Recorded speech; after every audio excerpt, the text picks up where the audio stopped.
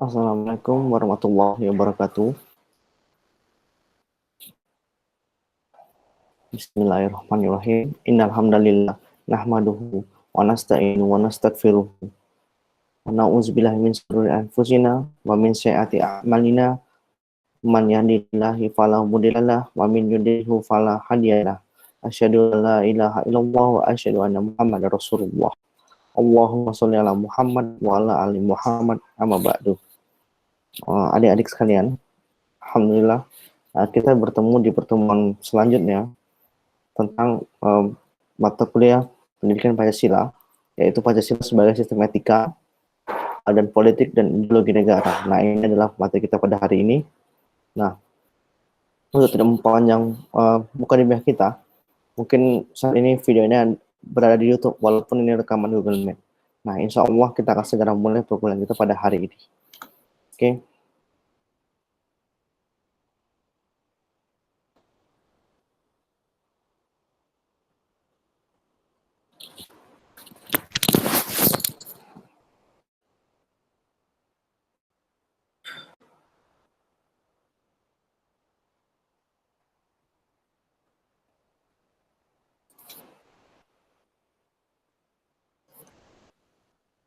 Nah, pada mata kuliah ini kita akan sedikit membahas tentang Pancasila sebagai sistem etika politik dan ideologi negara.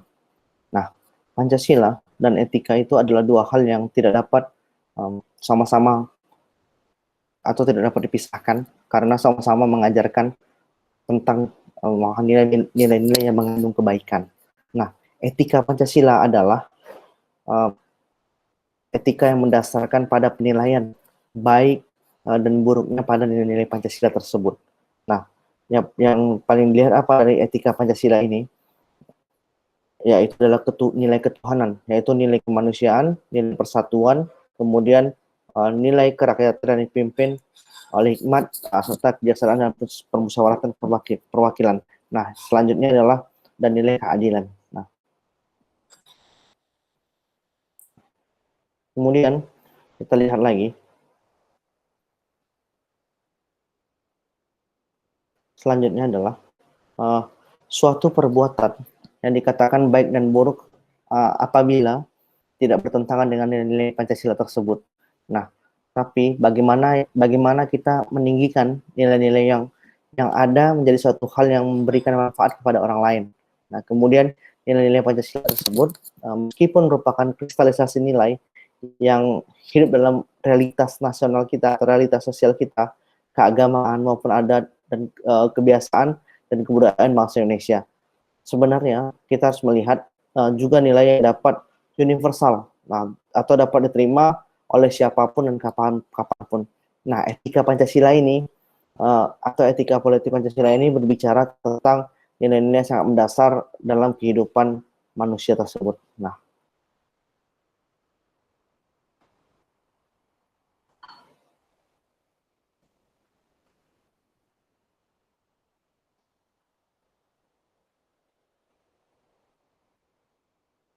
ini adalah video.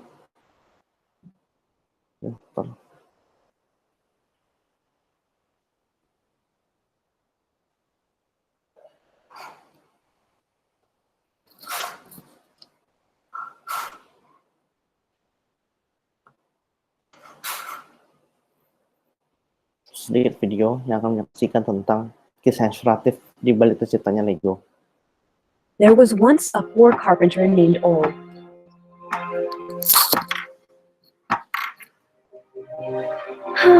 He came from a family with no means. Luckily for him, he found the great love of his life. Her name was Kirsten.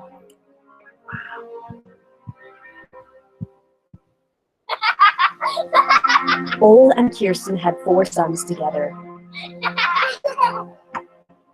They worked hard to support their family. But the Great Depression hit. And Ole lost his job. "Don't worry, my love," Kirsten said. "Together we can go through anything." Her love got Ole back on his feet. But soon enough, tragedy struck again. When Kirsten passed away. Ole and his 4 sons were devastated. To cheer them up, he made toys out of wood. His sons started smiling again. What if he could bring that same joy to other kids? Ole and his 3rd son, Gottfred, started building toys together. And people started buying them. Soon enough, Ole and Gottfred built a factory. Things were finally looking up for Ole and his family. Until one night, a warm breeze woke them up. The factory was on fire. They lost everything they had built. Holding on to Gottfred, Ole said, "You know what your mother would have said?" Gottfred shook his head. "Don't worry, my love. Together, we can go through anything." And so, Ole and Gottfred rebuilt the factory. It's also around that time they started making small building blocks out of plastic. Kids could build anything with them. They called them Legos. Ole never remarried. He passed his company down to his son Gottfred, and decades later, Gottfred passed it down to his own son, Kjeld. Their story reminds us that no matter what we go through, we can always find strength in those we love, and they can always find strength in us.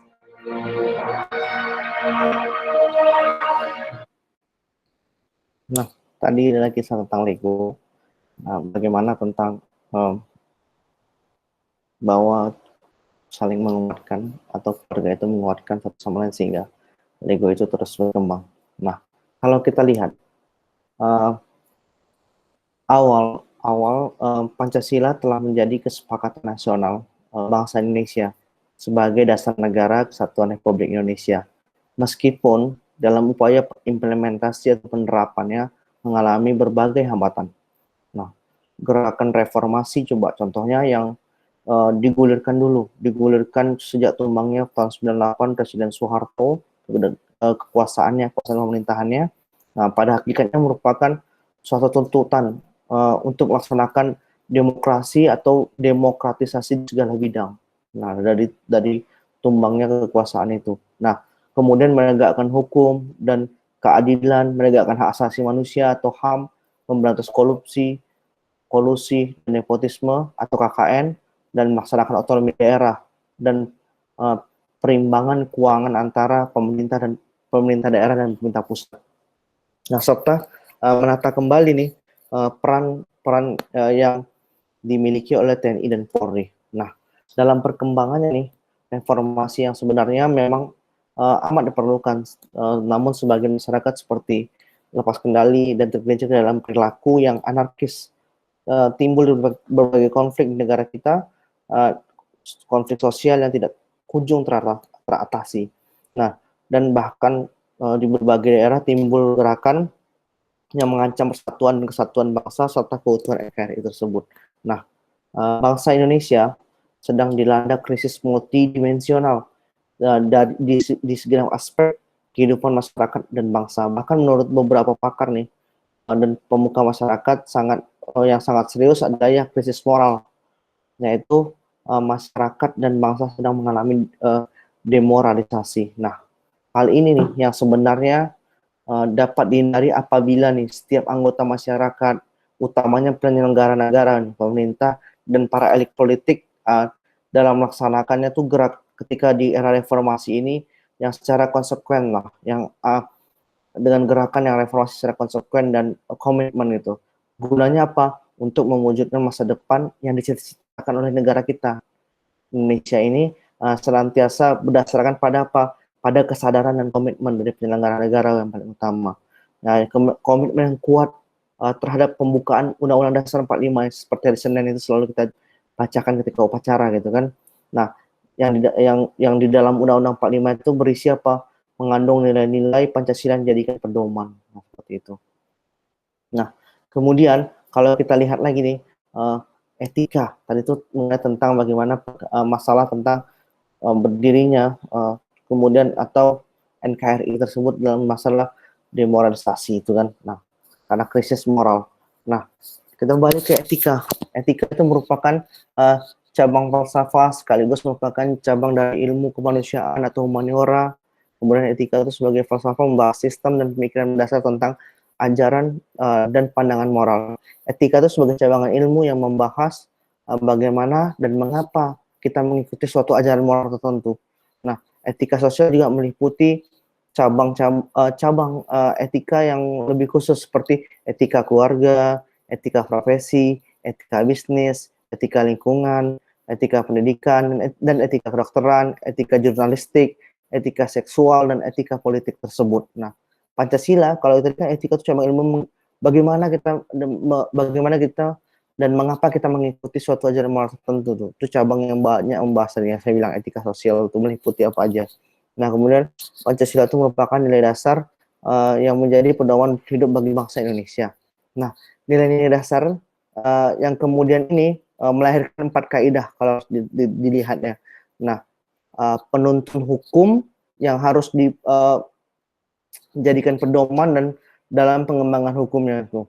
Hukum di Indonesia ini hukum di Indonesia harus bertujuan menjamin integrasi bangsanya, baik secara teritorial atau ideologis. Jadi Indonesia ini hukumnya di Indonesia ini harus dia menyatukan bangsa tersebut, terintegrasi satu daerah dengan daerah lain gitu.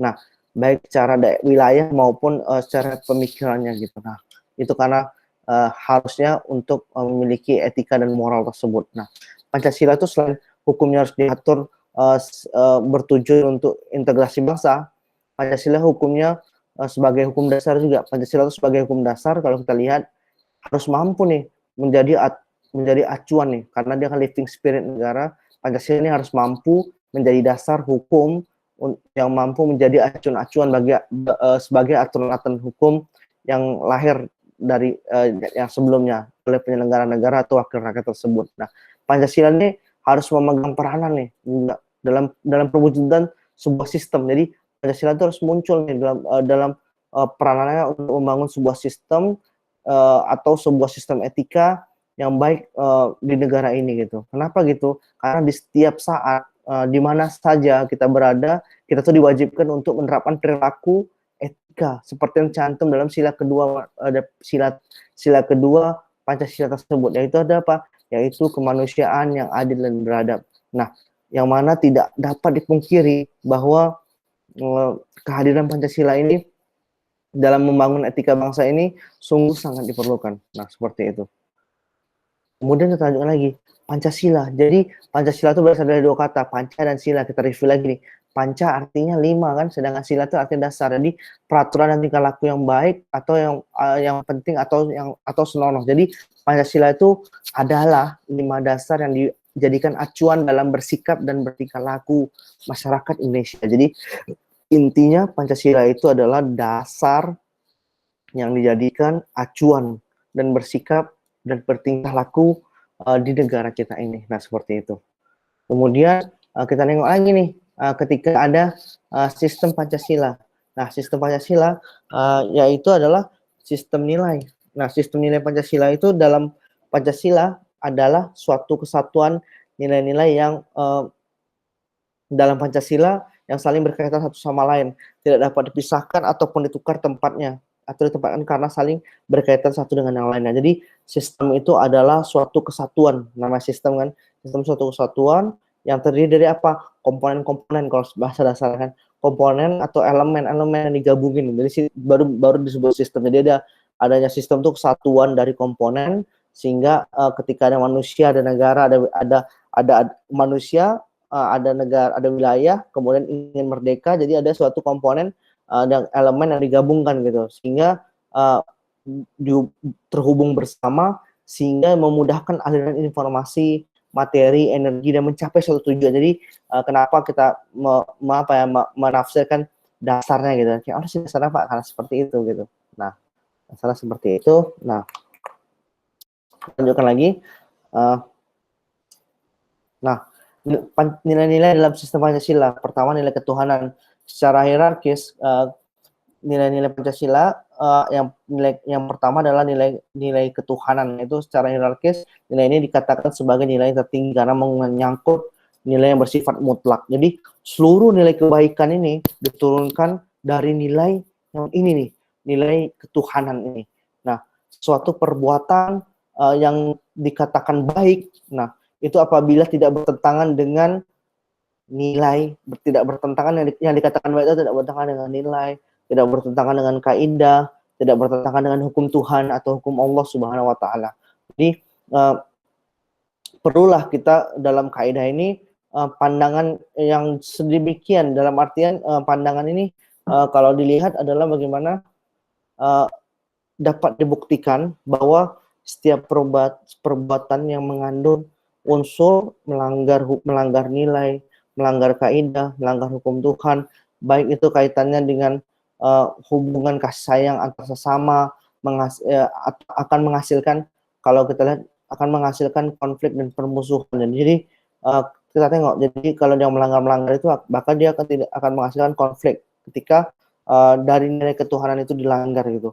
Nah, dan kalau kita lihat dari nilai ketuhanan ini, menurut Ngadino Surip atau dalam bukunya itu dijelaskan bagaimana dia tuh menghasilkan nilai spiritualitas gitu. Nah, ketaatan dan toleransi gitu. Nah, ketika yang pertama ini diperhatikan gitu. Kemudian selanjutnya adalah nilai kemanusiaan. Jadi sesuatu perbuatan dikatakan baik apabila sesuai dengan nilai-nilai kemanusiaan. Prinsip pokok dalam nilai kemanusiaan atau nilai Pancasila ini adalah keadilan dan keadaban gitu. Nah, sila kedua. Jadi keadilan itu harus mensyaratkan keseimbangan antara lahir dan batin. Kemudian keseimbangan antara jasmani dan rohani, keseimbangan antara individu dan sosial. Kemudian manusia itu adalah makhluk yang bebas, mandiri, dan makhluk Tuhan yang terikat dengan hukum Tuhan atau dengan hukum Allah nih. Nah, keadaan ketika kita terikat, manusia itu memang bebas dan mandiri, tapi dia terikat dengan hukum Tuhan. Kemudian keadaban, kita tengok keadabannya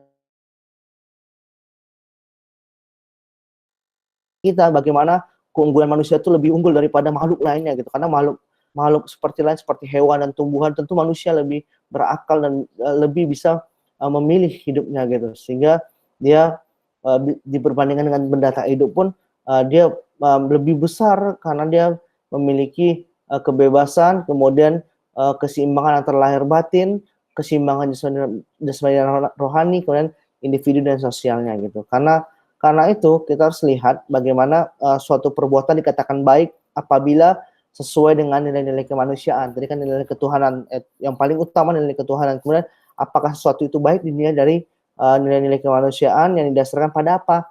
Pada konsep keadilan dan keadaban ini. Nah, dari nilai kemanusiaan inilah menghasilkan nilai kesusilaan gitu. Contohnya apa? Menghasilkan seperti nilai kesusilaan itu apa? Nilai saling tolong menolong.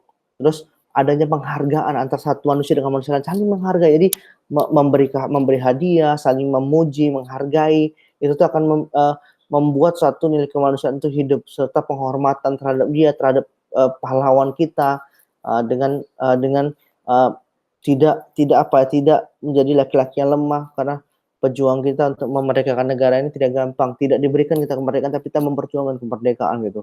Jadi kerjasama juga itu membentuk suatu integritas antar satu daerah. Misalnya satu pengusaha daerah ini berintegritas dengan satu pengusaha lain, jadi menyatu mereka. Jadi di situ banyak ini kemanusiaan ketika kita lihat konsep keadilan dan keadaban. Jadi perlunya keseimbangan antara diri manusia tersebut, seperti itu. Kemudian masuk ke nilai sila ketiga nih dalam nilai-nilai sistem Pancasila, yaitu suatu perbuatan dikatakan baik apabila memperkuat persatuan dan kesatuan. Sikap egois dan menang sendiri merupakan perbuatan yang tidak baik. Nah, demikian pula dengan yang memecah belah persatuan tersebut. Nah, jadi sangat mungkin seseorang seakan-akan atau melakukan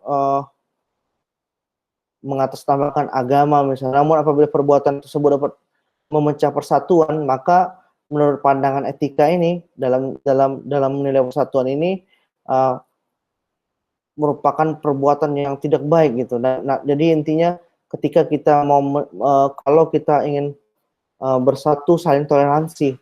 Toleransi itu apa? Tidak mencampuri agama satu dengan yang agama lain, itulah toleransi.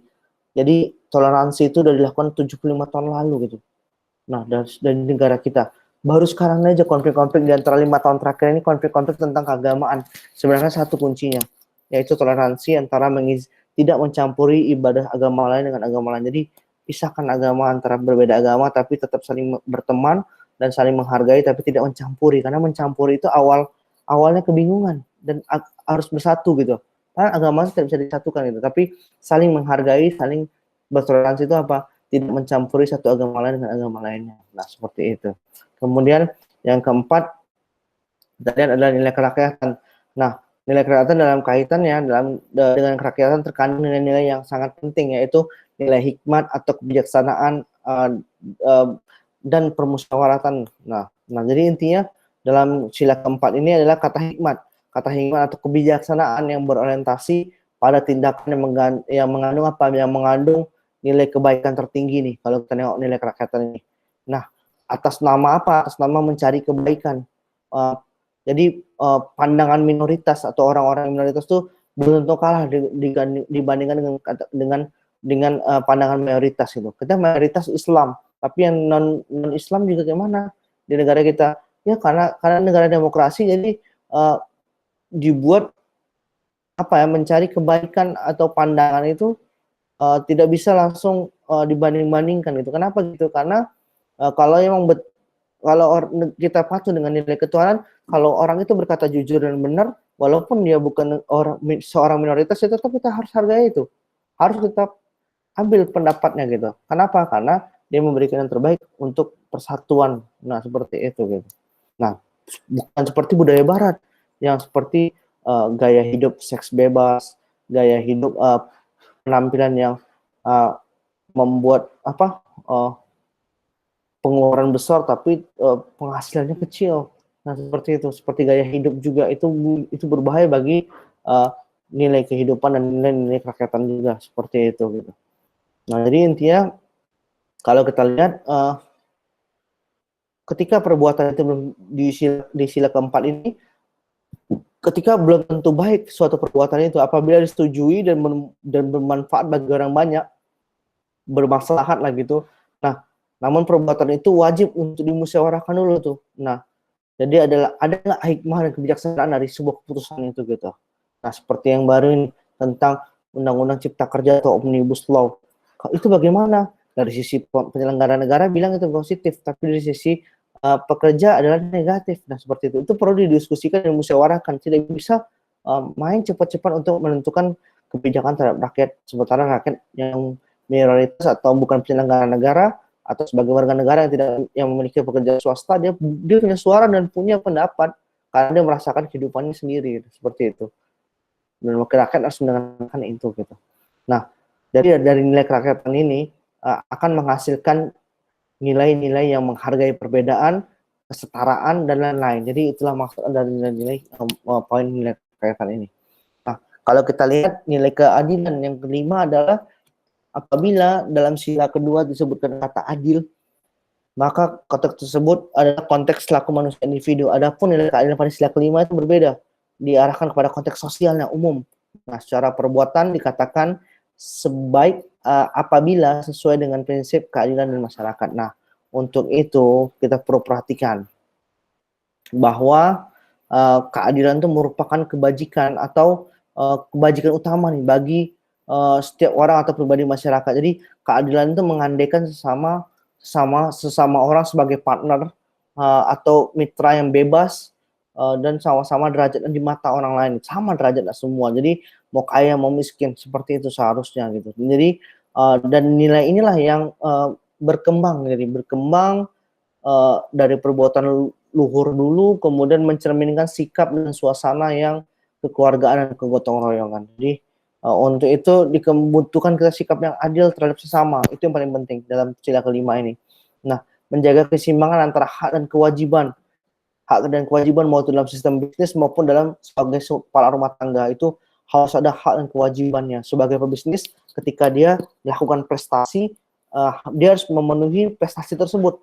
Dia punya bisnis harus memenuhi kebutuhan investornya, penuhi. Jangan tidak penuhi prestasi tersebut, sehingga prestasi bermasalah dalam nilai keadilan tersebut, sehingga kita tuh tidak ada keseimbangan dan adil sesama gitu, hanya menghadirkan konflik. Nah, itu kembali kepada nilai ketuhanan. Bagaimana dia diatur oleh nilai ketuhanan, bagaimana dia harus ketika dia berjanji harus menepati janji gitu. Nah, seperti itu. Jadi keadilan itu akan menghasilkan nilai kepedulian, kesejahteraan ekonomi, dan kemajuan bersama, nah, dan lain-lain. Itu menurut Bapak Ngadino Suri tersebut. Nah, jadi itu perlu diperhatikan seperti itu. Kita lanjutkan lagi. Kandungan Pancasila memiliki nilai-nilai yang terkandung dalam Pancasila ya. Nah, jadi intinya maka Pancasila itu dapat menjadi sistem etika yang sangat kuat. Nah, nilai-nilai yang tidak hanya bersifat mendasar tapi juga harus realistis nih, dan juga aplikatif, bisa dipakai ketika bermasyarakat seperti itu.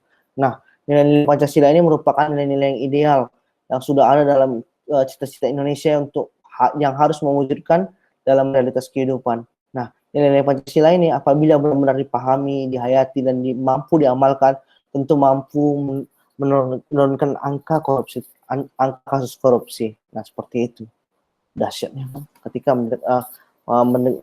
menerapkan sistem etika ini. Nah, ketika kita lihat bagaimana tadi kita bahas kandungan Pancasila tadi ketika dipraktikkan, nah bagaimana etika? Etika itu adalah ilmu tentang apa yang baik dan apa yang buruk, dan tentang hak dan kewajiban moral atau akhlak seseorang, dan kumpulan asas atau nilai yang berkenaan dengan akhlak. Jadi mengenai benaran salahnya dianggap oleh suatu golongan masyarakat. Secara garis besar etika itu dikelompokkan menjadi dua, etika umum dan etika khusus. Kalau etika umum, dia mempertanyakan prinsip-prinsip yang berlaku bagi setiap tindakan manusia itu betul apa tidak gitu kan. Nah, kalau yang khusus nih, kan prinsip-prinsip umumnya betul nggak lakukan dia, udah baik nggak akhlaknya di mata masyarakat. Tapi kalau khusus, dia harus membahas prinsip-prinsip antara aspek kehidupan manusia, baik dari segi individu, etika individu, atau makhluk sosial atau etika sosial. Jadi khusus ini dibagi dua ketika membahas hubungan berbagai aspek kehidupan. Nah, beda dengan umum. Umum ini yang dilakukan oleh manusia pada umumnya gitu. Ketika bermuamalah atau bersosial itu umum gitu. Tapi ketika menggabungkan bagaimana etika individu dan etika sosial, jadi itu adalah hal yang disebut etika khusus. Nah, baik, masuklah kita kepada Pancasila sebagai sistem dasar dan sistem etika negara Indonesia. Jadi penamaan satu sila saja kita tengok, ketuhanan yang Maha Esa. Apabila nih kita paham nih ketuhanan yang Maha Esa, jadi apabila bangsa Indonesia ini menyadari jati dirinya nih, nah sebagai makhluk Allah, tentu tidak akan mudah seseorang itu menjatuhkan martabat dirinya ke dalam kehinaan dengan melakukan korupsi. Nah, kalau dia tahu dia tuh memiliki si konsep penanaman sila dalam dirinya tuh bahwa bagaimana dia ketuhanan yang Maha Esa, dia tidak akan berani korupsi karena dia tuh menyadari dia tuh hanya makhluk Allah gitu. Tentu tidak mudah menjatuhkan martabat seseorang dengan korupsi tersebut. Nah, kebahagiaan juga, kebahagiaan materi misalnya dianggap segala-galanya dibandingkan dengan kebahagiaan spiritualnya. Jadi dia menganggap harta itu segalanya, dan nilai agama itu tidak perlu diperjuangkan, mau seperti zakat, infak, wakaf, kemudian pembebasan lahan terhadap pengembangan suatu negara. Nah, itu tidak ada karena dia mikirkannya materi ini segalanya buat individu tersebut. Nah, itu yang tidak memiliki jiwa patriotisme sehingga dia tidak bisa disebut Pancasilais. Jadi koruptor itu bukan Pancasilais, walaupun dia balik lagi ke dunia dalam perpolitikan atau dalam dunia pekerjaan negara ini. Nah, orang-orang yang betul-betul tidak menjalankan tugasnya dengan baik. Jadi Ada juga yang mereka lakukan juga ketika itu tuh keinginan untuk mendapatkan dan kedudukan secara cepat, kemudian menjadikan nilai-nilai agama itu dikesampingkan. Jadi orang-orang punya hasrat ingin kaya raya, ingin punya kedudukan yang besar. Nah itu tuh nilai-nilai agamanya tuh udah pasti nggak ada dekat dirinya. Pasti dia tuh hanya memikirkan bagaimana mencapai tujuannya gitu. Sehingga nilai-nilai agama itu dikesampingkan gitu. Tapi ketika jatuh, ketika hancur, dia akan balik kepada sila pertama. Nah itulah udah fitrahnya seperti itu gitu. Nah jadi dalam penghayatan nilai ketuhanan Pancasila ini, ketuhanan yang Maha Esa ini adalah kita harus rela diatur oleh Allah, kemudian melakukan apa yang diperintah oleh Allah dan Nabi-Nya dan meninggalkan larangannya. Itu yang paling penting. Jadi penanaman satu nilai ini tentunya tidak cukup. Dia tuh harus memang masuk dalam konteks Pancasila tadi, tentang kemanusiaan, tentang persatuan, tentang musyawarah, tentang keadilan tadi, seperti itu. Nah, seperti itu. Jadi banyak yang kita harus bahas sebenarnya kalau ini. Nah, pada hari ini, tapi kita lihat lagi makna dasar Pancasila, yaitu makna dasar nilai Pancasila ini adalah dikaji dalam perspektif filosofis, yaitu Pancasila sebagai dasar filsafat hidup negara serta sebagai filsafat hidup bangsa Indonesia pada hakikatnya merupakan suatu nilai yang bersifat sistematis. Nah, pengertian Pancasila harus dimaknai nih, satuan yang bulat, hierarkis, sistematis. Nah, dalam pengertian itu, maka Pancasila merupakan suatu sistem filsafat sehingga kelima silanya itu memiliki esensi dan makna yang utuh tadi. Nah, jadi dasar pemikiran filosofisnya bagaimana? Pancasila itu sebagai filsafat bangsa dan negara Republik Indonesia. Nah, mempunyai makna bagaimana setiap aspek kehidupan kebangsaan, kemasyarakatan, dan serta kenegaraan itu harus berdasarkan apa? Ketika membahas tentang kemasyarakatan dan kenegaraan itu maknanya itu harus berdasarkan nilai-nilai ketuhanan, nilai kemanusiaan, dan nilai persatuan, nilai-nilai kerakyatan dan keadilan.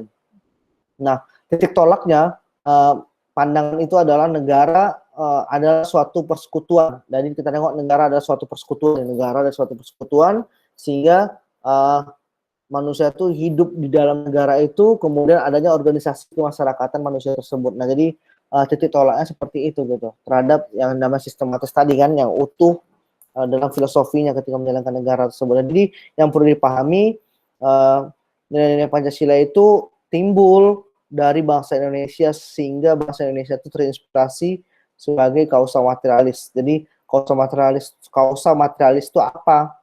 Adalah sebuah bentuk dari asal muasal sebuah bahan yang ada. Nah, jadi intinya biasanya nih pada saat belum terjadinya sebuah negara maka akan disebut pula lah bentuk dari bahan dasarnya itu adalah menjadikan negara itu terbentuk, yaitu apa? Dan ini dasarnya adalah pada Undang-Undang Dasar 45 dan Pancasila tersebut. Nah, jadi intinya nilai-nilai itu menjadi hasil pemikiran dan titik kritik nanti serta menjadi refleksi filosofis bagi bangsa Indonesia tersebut. Nah, seperti itu gitu. Jadi intinya nilai-nilai Pancasila itu merupakan filsafat atau filsafat ini pandangan hidup ya bagi bangsa Indonesia tersendiri gitu. Nah, merupakan jati diri bangsa Indonesia tersendiri. Jadi yang diyakininya sebagai sumber kebenaran, sumber kebaikan, sumber keadilan, kebijaksanaan ketika Pancasila yang diterapkan. Ya, satu sila saja, sila pertama saja koruptor tidak akan bisa ikut campur terhadap disebut sebagai masyarakat Indonesia atau yang Pancasilais. Nah, seperti itu gitu. Jadi nilai-nilai yang terkandung dalam Pancasila itu ada 7 sebenarnya. Nah, jadi ada nilai kerohanian juga, ada yaitu nilai-nilai kebenaran. 7 nilai-nilai kerohanian itu adalah nilai kebenaran, kemudian nilai keadilan, nilai kebaikan, nilai kebijaksanaan, estetis, dan religius. Nah, nanti yang manifestasinya bagaimana?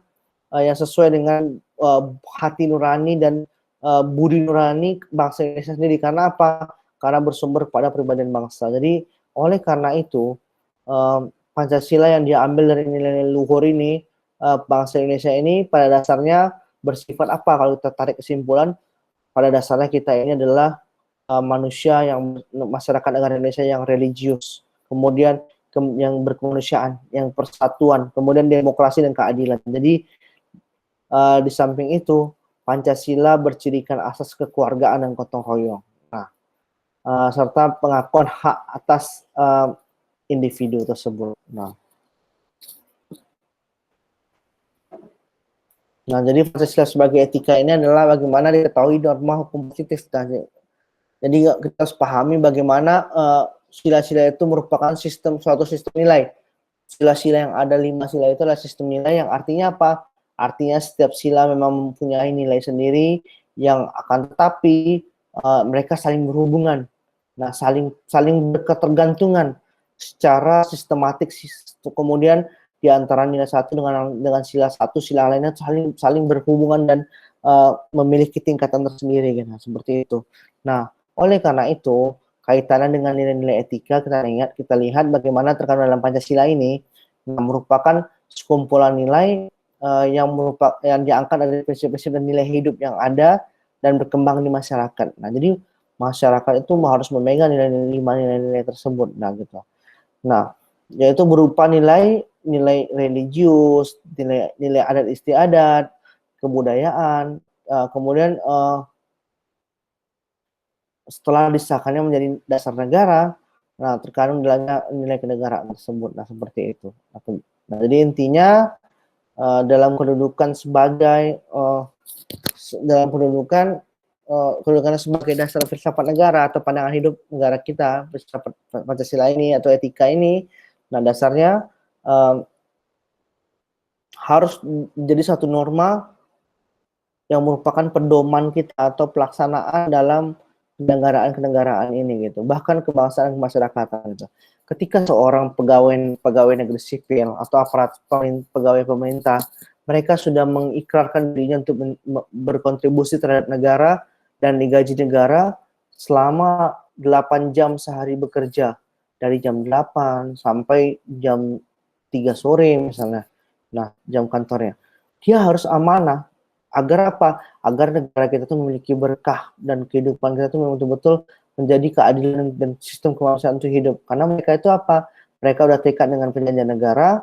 Mereka kalau perjanjiannya tidak membolehkan mereka istirahat tidak pada tempatnya, mereka harus amanah. Tapi para penyelenggara negara kadang-kadang seperti itu. Udah disumpah, udah digaji negara, tidak amanah sehingga negara kita jauh dari berkah. Pembukaan undang-undang dengan rahmat Allah, dengan rahmat Tuhan yang Maha Kuasa. Jadi ketika menginginkan rahmat, berarti dia menginginkan keberkahan dalam negara kita. Jadi bahkan pembukaan undang-undang pun dibilang dengan rahmat Tuhan yang Maha Kuasa. Nah, jadi intinya kita tuh tidak bisa berpikir hidup itu bagaimana mengikuti aturan, tapi berkah nggak ini untuk diri kita, sehingga kita tidak ada masalah dalam masalah mental kita, masalah keburukan diri kita, sehingga kita tuh bisa bersifat objektif, kemudian subjektif terhadap suatu masalah ketika kita betul-betul memahami hal itu gitu, seperti itu. Nah, kemudian Pancasila sebagai dasar etika kehidupan berbangsa dan bernegara. Nah, jadi etika bangsa itu bernegara itu intinya etika itu menghidupkan kembali budaya malu kita nih, budaya malu, yakni malu kalau berbuat kesalahan, kesimpulan dari slide yang ini. Malu dan semua yang bertentangan dengan nilai moral agama itu kita malu ketika kita menyalahinya. Kemudian ketika nilai luhur budaya bangsa ini kita tidak menghargainya dan diam saja gitu, malu kita. Seperti sekarang kasus kan, kita harus malu ketika kita berbuat kesalahan. Itu paling penting dalam poin nomor 2 ini. Kemudian yang terakhir adalah Pancasila sebagai nilai fundamental terhadap sistem etika negara. Jadi intinya dalam sila-sila ini dijelaskan bagaimana dalam sila pertama ini Pancasila sebagai dasar filsafat atau pandangan hidup kita tuh dalam negara NKRI ini merupakan nilai yang tidak dapat dipisahkan dengan masing-masing dari silanya. Untuk memahami nilai-nilai yang terkandung dalam masing-masing sila ini, maka dapat diuraikan ada 5.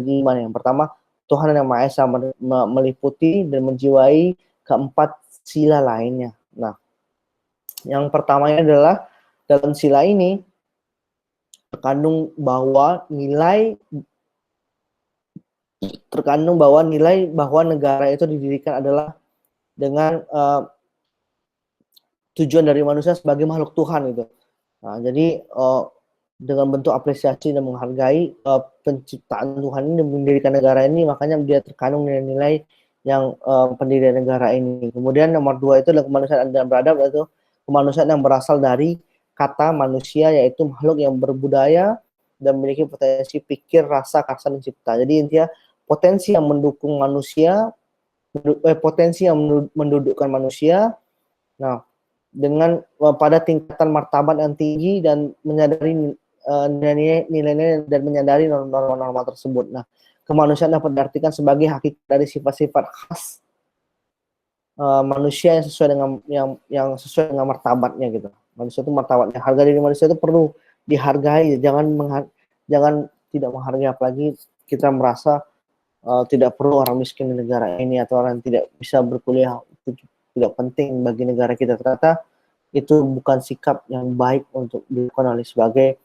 sistem kemanusiaan yang adil dan beradab. Nah, kemudian persatuan Indonesia itu persatuan mengenai bersatunya macam-macam corak yang beraneka ragam menjadi satu kebulatan. Nah, seperti itu. Jadi intinya pada sila ketiga ini bagaimana mencakup persatuan dalam arti ideologi, persatuan ideologi kita, persatuan politik kita, bagaimana persatuan ekonomi kita, dan persatuan sosial, budaya, dan keamanan negara kita. Nah, persatuan Indonesia ini adalah persatuan bangsa yang mendiami seluruh wilayah Indonesia. Jadi itulah bentuk cinta tanah air tersebut. Nah, kemudian keempat, kerakyatan yang dipimpin oleh hikmat, kebijaksanaan dalam permusyawaratan dan perwakilan. Nah, ini rakyat merupakan apa ya? Merupakan sekelompok manusia yang berdiam diri di suatu wilayah tertentu dengan sila ini, berarti bahwa bangsa Indonesia menganut sistem demokrasi yang menempatkan rakyat di posisi apa? Di posisi tinggi dan hierarki dan kekuasaan tersebut. Jadi keadilan yang kelima adalah keadilan sosial bagi seluruh rakyat Indonesia. Bagaimana berarti keadilan yang berlaku dalam masyarakat ini atau dalam segala bidang ini, baik material maupun spiritual. Kita tengok seluruh rakyat Indonesia, berarti untuk setiap warga yang Indonesia menjadi rakyat Indonesia itu tanpa terkecuali gitu. Adapun makna yang dimaksud dalam sila kelima adalah istilah berada pada sila kedua. Kalau kita balikkan tadi bagaimana melaksanakan dan seperti penjelmaan dari unsur-unsur hakikat manusia itu, bagaimana jiwa raganya, bagaimana akal rasa seseorang itu bagaimana terhadap makhluk Tuhan yang Maha Esa tersebut. Jadi hal inilah yang demikian bagaimana dalam upaya penyelenggaraan negara, kehidupan berbangsa dan negara itu yang bermartabat tinggi tersebut. Nah, jadi intinya kesimpulannya adalah Pancasila dan etika itu adalah dua hal yang tidak dapat dipisahkan. Karena apa? Karena merupakan suatu sistem yang membentuk suatu kesatuan yang utuh, saling berkaitan dengan pedoman yang lainnya, karena lima sila tersebut menjadikan pedoman dalam kehidupan bermasyarakat, berbangsa dan bernegara. Nah, implementasi Pancasila sebagai sistem etika dapat terwujud apabila pemerintah dan masyarakat dapat menerapkan nilai-nilai yang ada dalam Pancasila dengan mengedepankan prinsip keseimbangan antara hak dan kewajiban penyelenggara negara maupun masyarakat tersebut. Nah, jadi betul-betul ditunaikan lah seperti itu. Jadi Pancasila itu hendaklah kalau saya lihat menjadi dasar dan pedoman bagi bangsa Indonesia dalam bersikap, bertingkah laku, dan sehingga nantinya akan terwujud juga bagaimana masyarakat yang adil dan makmur dengan tujuan negara itu sendiri kan, negara adil dan makmur kan tujuan pada dasarnya. Jadi kalau kita lihat pada sendi-sendi kehidupan masyarakat tuh harus senantiasa menerapkan nilai-nilai Pancasila baik dalam kehidupan sehari-hari maupun dalam kehidupan berbangsa dan negara gitu. Nah, terwujudnya perilaku atau etika. Nah, yang menjunjung tinggi nilai lah, nilai Pancasila, moralitas itu paling penting sebagai wujud dan ciri kepribadian bangsa Indonesia tersebut. Nah, seperti itu. Nah, nanti ada video ini mungkin akan saya share di pertemuan akhir kita atau di Google Classroom. Nah, seperti itu. Nah, demikianlah adik-adik. Nah, itu sedikit bagaimana pembahasan kita terhadap sistem etika Pancasila tersebut. Nah, seperti itu. Nah, mungkin next time kita akan bahas tentang ideologi negara. Nah, mungkin nanti kita akan beralih dan akan melakukan sesi tanya jawab ya antara saya dan adik-adik untuk diskusi masalah ini. Dan juga materinya akan saya share. Insya Allah sebentar lagi akan saya share, dan adik bisa memperhatikan. Nah, materi yang akan saya share sehingga nanti ke depannya kita bisa berdiskusi lagi. Nah, dan juga kita akan nonton di YouTube lah video yang akan saya share ini ya, dan nanti adik-adik akan tahu pembahasan selanjutnya gitu. Nah, seperti biasa nanti kita akan beralih ke Google Classroom. Mungkin itu saja. Kita akan pindah channel sekarang ya dari YouTube rekaman Google Meet ini menuju Google Classroom. Nah, mungkin itu saja dari saya sebagai pemateri. Mohon maaf atas kekurangannya. Mungkin slide-nya akan di-share nanti di Google Classroom. Saya akhiri dulu pertemuan kita di YouTube sekaligus di rekaman Google Meet ini. Subhanakallahumma wa bihamdika asyhadu an la ilaha illa anta astaghfiruka wa atubu ilaik. Assalamualaikum warahmatullahi wabarakatuh. Selamat berpindah ke Google Classroom.